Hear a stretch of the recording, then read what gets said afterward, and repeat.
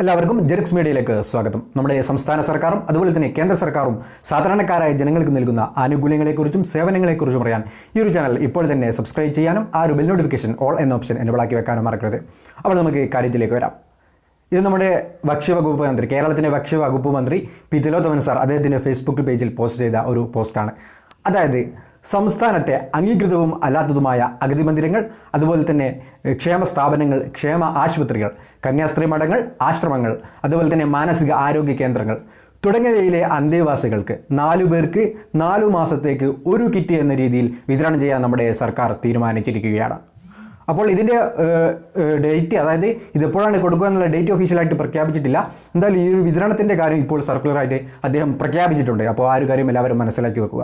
നമുക്കറിയാം, നിലവിലെ ഈ ഒരു കോവിഡിൻ്റെ സാഹചര്യത്തിൽ സാധാരണക്കാരായ ജനങ്ങളെ നമ്മുടെ സർക്കാർ കൈപിടിച്ചുയർത്തുകയാണ്. ഏകദേശം 4 മാസത്തേക്ക് നമ്മുടെ റേഷൻ കാർഡ് ഉള്ളവർക്കൊക്കെ APL കാർഡെന്നോ BPL കാർഡെന്നോ യാതൊരു വ്യത്യാസവുമില്ലാതെ നമ്മുടെ സർക്കാർ കിറ്റിൻ്റെ വിതരണം നൽകി വരുന്നുണ്ട്. നിലവിൽ നമ്മുടെ 4 മാസത്തേക്കുള്ള കിറ്റിൻ്റെ ആദ്യ മാസത്തെ സെപ്റ്റംബർ മാസത്തെ വിതരണമാണ് ഈ ഒക്ടോബറിൽ നടന്നുകൊണ്ടിരിക്കുന്നത്. ഈ PHH റോസ് കാർഡുകാർക്കാണ് അതിൻ്റെ വിതരണം ചെയ്തുകൊണ്ടിരിക്കുന്നത്. എന്തായാലും APL കാർഡുകാർക്ക് ഉടൻ തന്നെ അതിൻ്റെ വിതരണമൊക്കെ ഉണ്ടായിരിക്കും. ആ ഒരു ഇടയിലാണ് നമ്മുടെ സംസ്ഥാന സർക്കാർ നമ്മുടെ 2ാം വിഭാഗക്കാരായ ഈ ഒരു കാര്യവും തിലോത്തമൻ സാർ അദ്ദേഹത്തിൻ്റെ ഫേസ്ബുക്ക് പേജിൽ അറിയിച്ചിട്ടുള്ളത്.